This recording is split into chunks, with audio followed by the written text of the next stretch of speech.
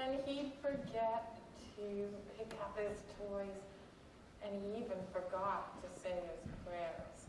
Well, one day, Morgus was going out in the jungle to play, and his mom said to him, Morris, I'm going to tie a ribbon around your wrist, and I want you to let that help you remember that lions like to eat monkeys for lunch.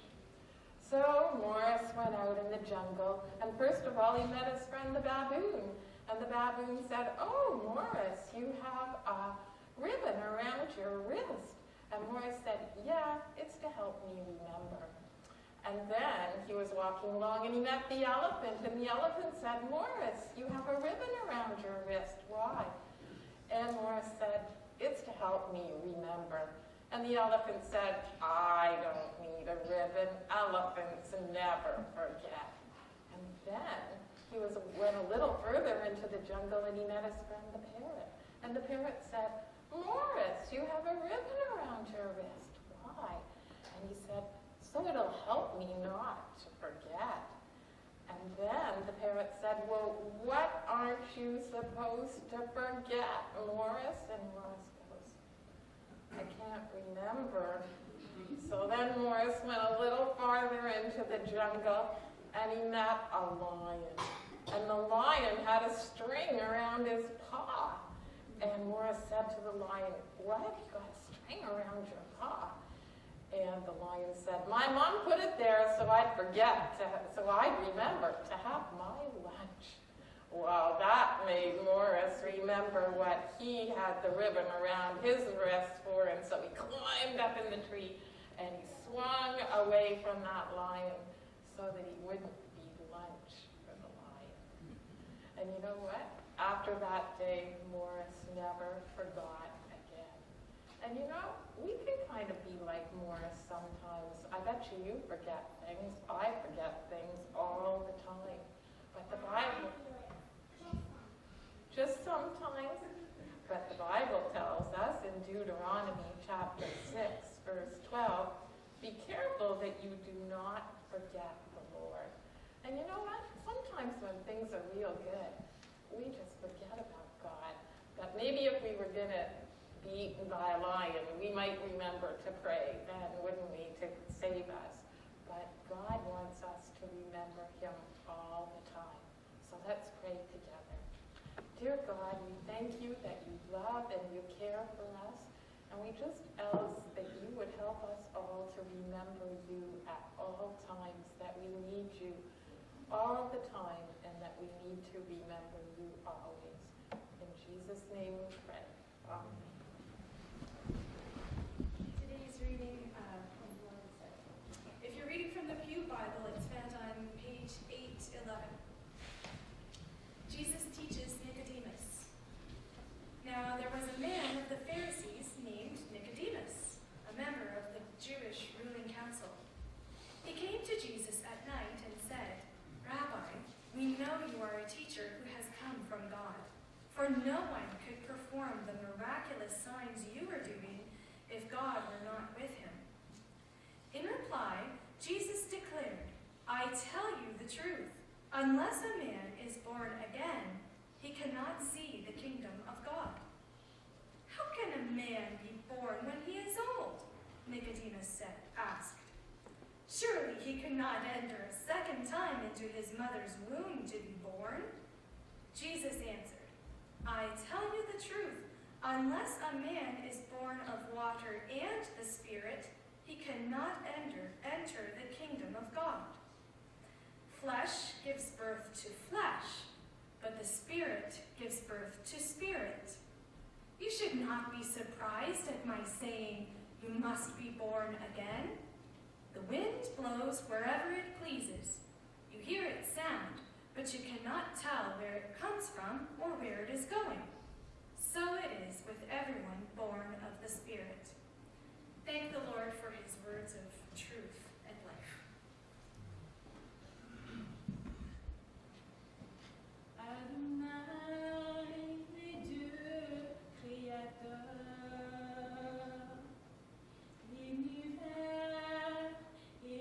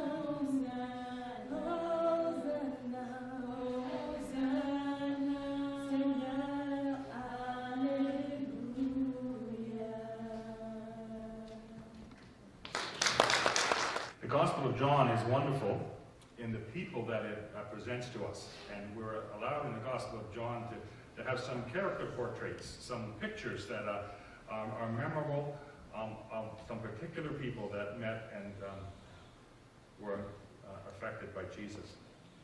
Today in chapter 3, the chapter you know that includes the famous verse, John 3:16. In that chapter, we are given to see an interview, a meeting, an encounter between Jesus and a man named Nicodemus. Interestingly, we aren't told a lot about Nicodemus in the scriptures. We do know, though, that it was after Jesus' crucifixion that Nicodemus and another man went and asked for the body of Christ, that it might be released to them, and they took his body and saw that Jesus was buried. They went to the cross and took him down from the cross, and then laid him in the tomb. And these two events, Nicodemus coming to Jesus at night for an interview, and this later coming to retrieve him from the cross and see that he was properly buried. They're separated, we think, by some years, and yet they're not unrelated. What happened at the one, I think, influenced and led to the other. Nicodemus was a Pharisee, a man who had devoted his life to upholding and keeping the law. In addition, he was a member of the Sanhedrin, the Jewish Supreme Court. And so we won't be too far off the mark if we understand that he was a man of some wealth, some position, some influence in the society and the community where he lived. And that someone in that kind of position would come to Jesus and speak to him after the spectacle in the temple where he drove out the cattle and sheep, perhaps, and turned over the tables of the money changers. It's not surprising, really, that somebody would come and talk to him, but it is surprising the attitude and the concern that Nicodemus came with. It was not to complain or to charge Jesus, but it was rather to seek him out, to inquire, to have a personal inquiry.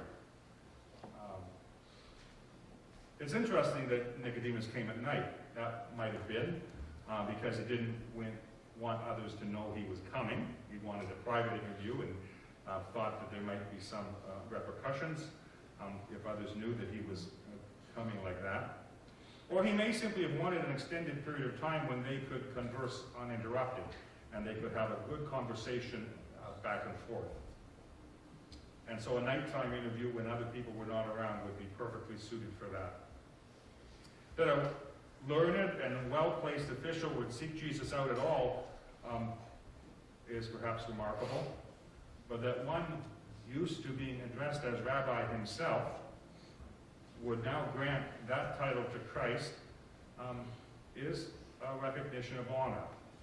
It shows that Nicodemus had come some way that he would address Jesus in that fashion, in that respectful way. And so he begins, Rabbi, we know you're a teacher who has come from God. And that is a great start. That's a great affirmation, a great confirmation. Where, I wonder, did Nicodemus think to go on from there? Where did he think the conversation would lead from that beginning? I think he was definitely surprised the direction it did take. Maybe he thought they would have a learned theological discussion together and share some fine points of theology. Jesus giving his interpretation on certain points of the law, and Nicodemus listening. But whatever Nicodemus thought was going to happen, whatever Nicodemus thought Jesus would speak to him about, he must have been surprised when Jesus suddenly turned the conversation to the subject of the birds and the bees. It's as if an illustrious professor of theology came to a country preacher, and the preacher said to the professor, do you know where babies come from? What? Say again? And it was to this subject, the birds and the bees, spiritually speaking, that Jesus directed the conversation. Where do spiritual babies come from? basically is what Jesus wanted to talk to Nicodemus about. Just as it is the place of mom and dad to teach this basic information to their children, like to affirm that in the context of changes in our society where the school wants to take that over, I want to affirm that's the place of mom and dad to teach their children those things. But that's another subject. So Jesus, as it were, says to the learned Rabbi Nicodemus, who had already humbled himself even by coming, Jesus says to him, Nicodemus, effectively, this is taking some liberty, but Nicodemus, there's something I need to tell you. I need to talk to you about something. I need to talk to you about life, about spiritual life, how it happens and where it comes from.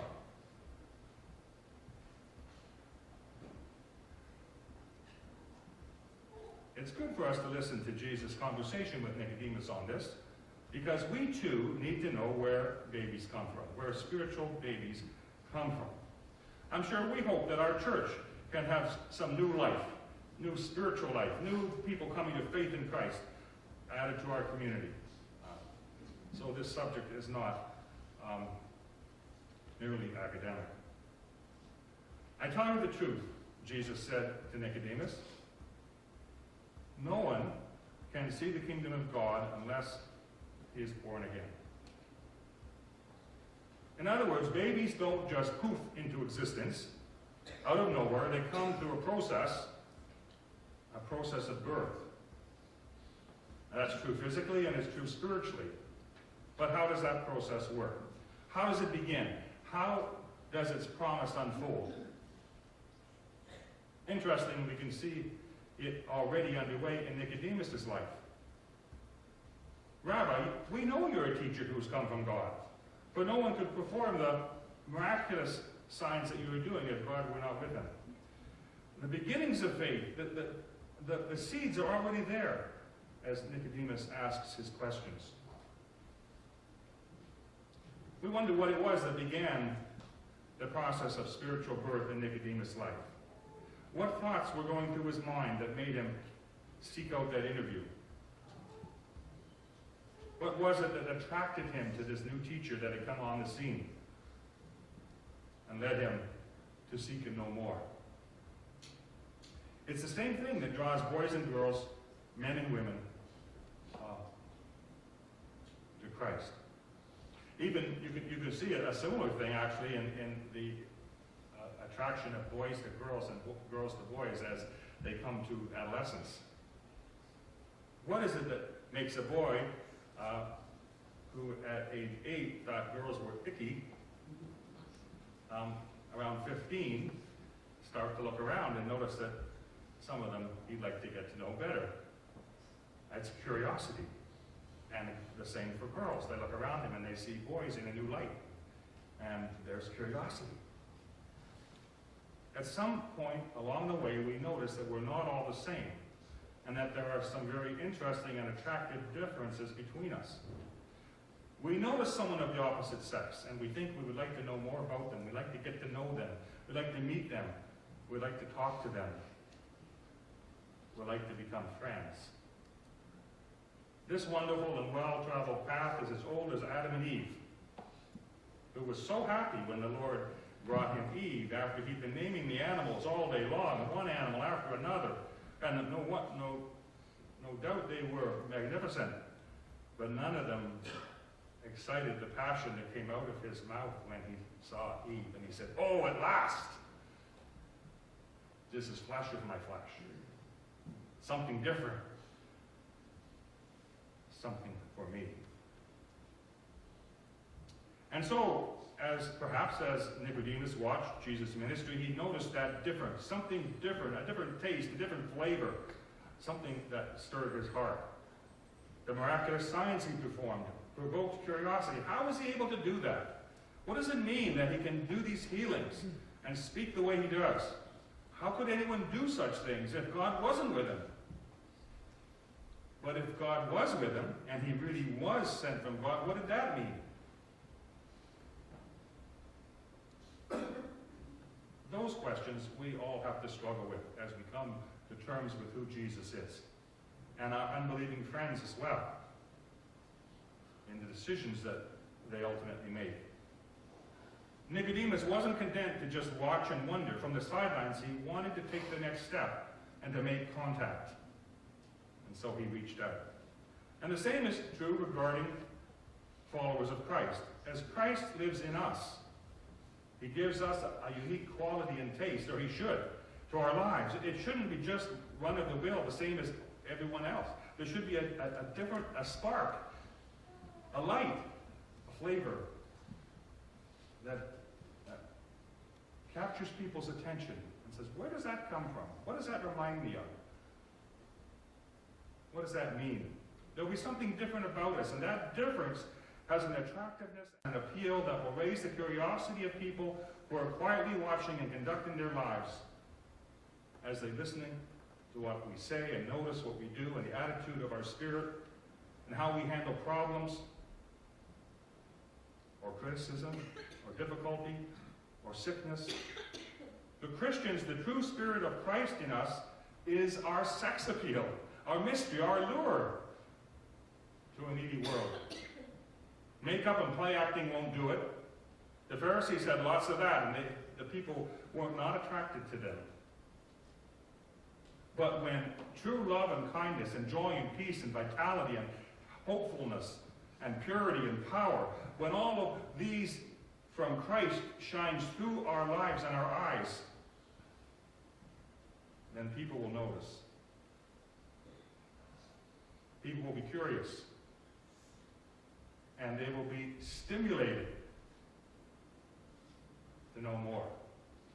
They want to take a second look. Take a step closer, maybe, if we don't scare them away. After curiosity comes contact.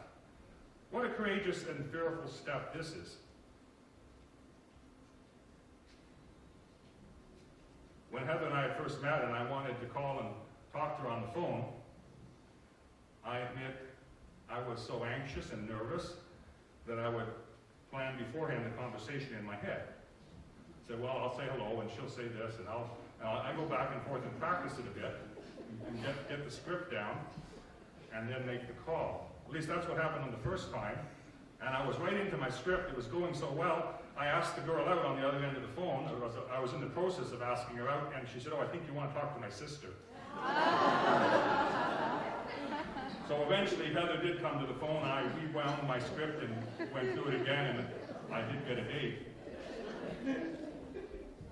But you see, that's the nervousness and the risk we take when we reach out.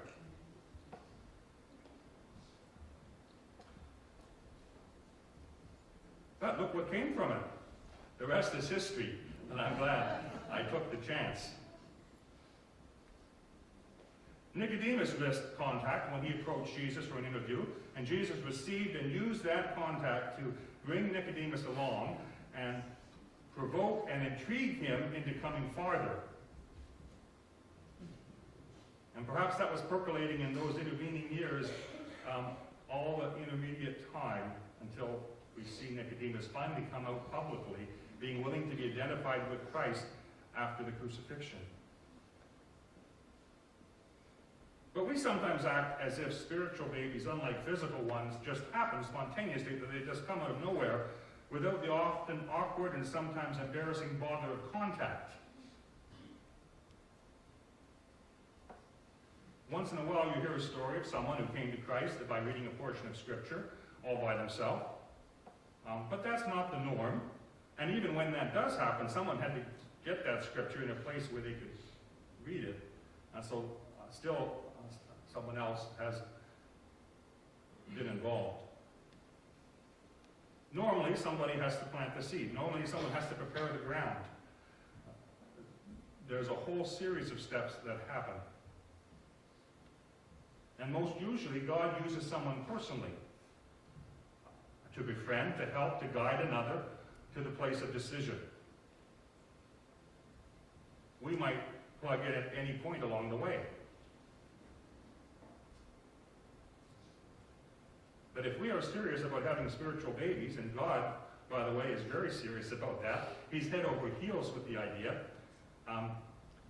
then we cannot skip this step of building relationships with others, of being friendly, of engaging in conversation, of listening, and being interested in what is happening in someone else's life. Our desire is for them to meet our friend Jesus, and for he and them to develop their own friendship. One of the things that naturally happens in a relationship is that you meet the friends and family of your friends. Relationships, by their very nature, widen the circle of our acquaintance. Heather and I met through a mutual friend named Richard. I had known Richard since junior high school. We'd gone all through junior high and high school together. Heather and Richard worked together as lifeguards in a pool. So when Richard had a get-together at his house, he invited Heather, his friend from work, and Stan, his friend from school, to that get-together, and that's where we met. How natural it is, then, that people in relating to us should meet our friend and our brother, Jesus, our Savior and Lord, and God. How natural that they should meet him if they meet and know us. And as they meet him, and his Spirit speaks and reaches out to them, our part is to watch and pray for nature to take its course. We can be sure Jesus and the Holy Spirit will do their part. And we won't know all that goes on between Jesus and our friend. All that is said, all that is heard, all that is promised, all that is asked, all that is conceived. But we may be blessed to see the results. And see a change, a new hope, a new faith. When Nicodemus asked Christ, "How can a man be born when he is old? Surely he cannot enter a second time into his mother's womb." Jesus compared it to something whose beginning and ending we can't trace, whose passing we are, though, most aware of. We can't tell where it came from, or we can't tell where it's going, but we can tell as it passes. We can feel it on our face. We can feel the wind, he says, as it goes by. And so he says the Spirit is like that. The wind blows, Jesus said, wherever it pleases. You hear its sound, but you cannot tell where it comes from or where it's going. And so it is with everyone who is born of the Spirit. Everyone who comes to faith in Christ, the Spirit comes and does that miracle that no man can do. But for us to observe such a birth, to be present when it happens maybe, is a miracle. It's a wonder. It's a wonder when it happens in the physical realm, and we are just full of awe at the miracle of birth, of life coming forth, a new baby boy or girl. And the same is true when it is a spiritual birth. The reservoirs of emotion can't contain it, and not uncommonly there may be tears of emotion or joy, of gratitude. A baby's shrill cry marks his birth, his entrance into the world, as he takes that first breath. And when a person comes to faith in Christ, there may be crying, there may not, but something has happened. A new baby boy or girl in Christ, a new spiritual birth, a new spiritual person has come alive. We can't control the wind. We can't accomplish the miracle of regeneration and salvation. That's not our part. That's the Spirit's preserve. But we can search the horizon around us for hopeful signs of a divine breeze coming our way. To be aware of that breeze on our cheek and wonder, what might be our part with my friend, my neighbor, my family member, my workmate. And when the signs are there, it is our part to unfurl our sails into the wind, to bring our craft and our friends with us in it, into the heart of the invigorating, life-breathing gale. A holy moment of birth, the passing of the Spirit, a divine wind upon its creative purpose from eternity to eternity. These are pictures the Scripture gives us of how spiritual babies are made. and a new life is added to the kingdom of God. God has wonderfully designed spiritual birth with a part for us to play. He does the latter part, the inner part, the miraculous part. But he gives to us a part in bringing others to him. Recalling that for the 1st and 2nd centuries, the sign of Christianity was the fish,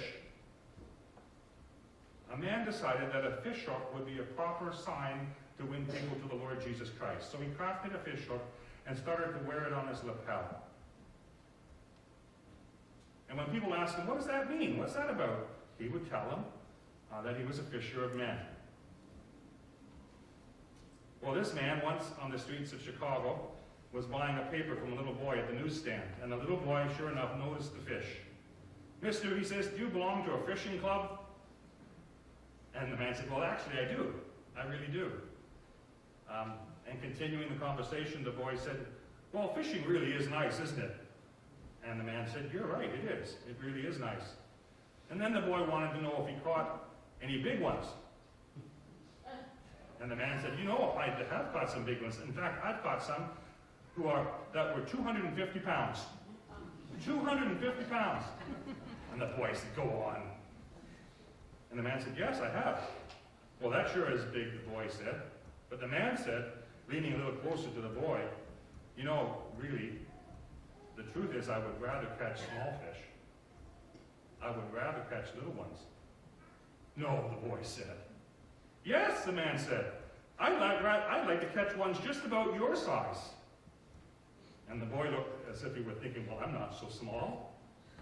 And then the man told him that he was a fisher of men, fishing for souls, and that if he would believe on the Lord Jesus Christ, he would be saved.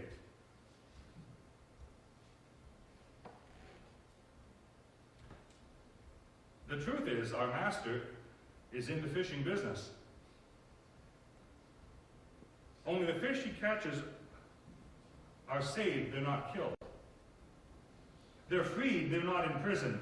They're helped, they're not hurt. Like Peter and James and John before us, he calls us to come and help him at it. Come and follow me, he dares us.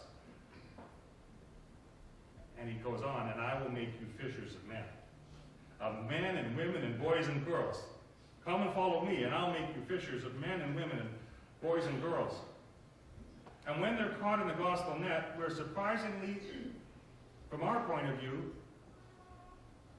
not taken out of the sea. When we are caught in the gospel net, when we came to faith in Christ, God didn't take us to heaven right away. He didn't take us out of the sea. He turned us back.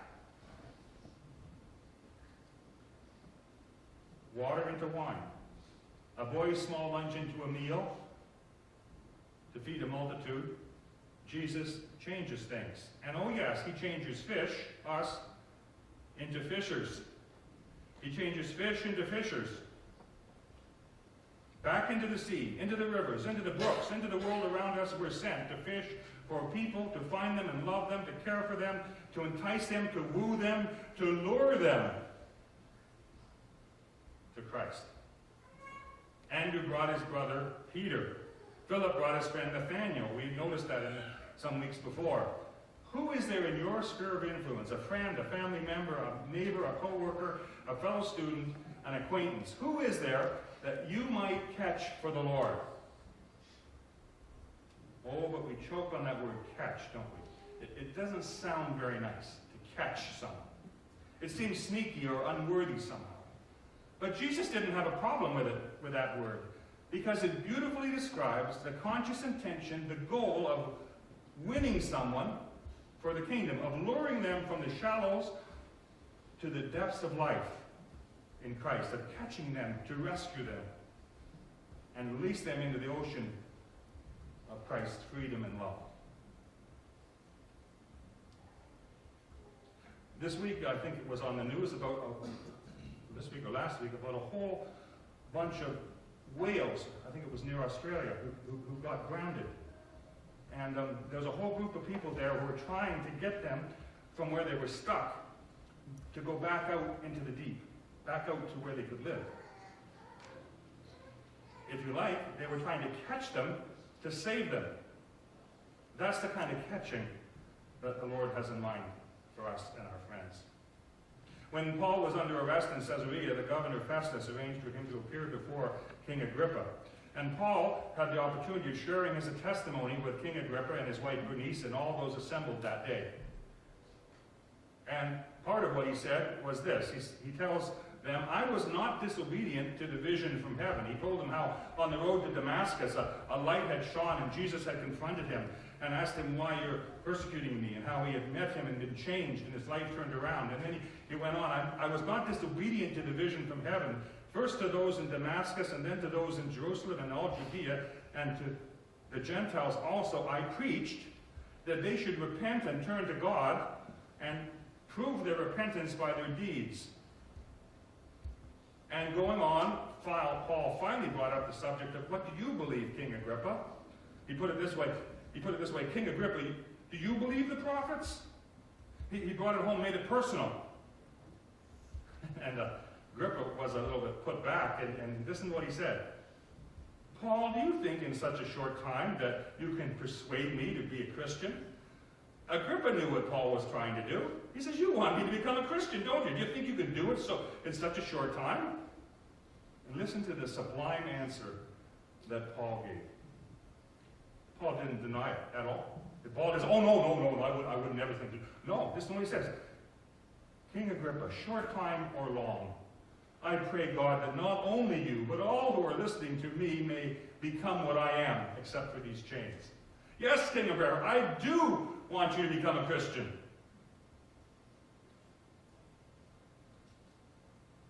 In chains for the gospel, Paul was still fishing. And the question comes to us, we're not in chains, but are we fishing? Are we fishing there in our own little puddle, in our own little pool, in our pond, for those within our reach, within earshot, who might be caught for eternal life? Let us pray. Lord, we thank you that you came among us as a fisher of men. And somewhere along the way, by hook or by crook, the word came to us and we got caught. Thank you, Lord. Thank you for the difference that has made. But Father, we hear this morning and we see in Scripture your desire not that we just now sit down and wait for the end, content and secure in our blessing, but to go and fish for others. To wish and desire and long that they would meet you and know you. Lord, bring to our minds even now in this quiet moment a loved one, a friend, someone you would put on our heart that we would pray for. And that we would listen and watch for that breeze of the Spirit when we might speak or have a part to play. That we would love them, Lord, not as a trophy to hang on our wall, Lord, but as a friend wanting them to know the friend who has changed us. Lord, thank you that you are well able and desiring to bring new spiritual babies into this world. Help us, Lord. To let you help us do our part. Help us even now, Lord, to say we will pray and we will listen for your touching of our hearts, that someone might be reached for you. We ask it in Jesus' name. We pray together. Amen.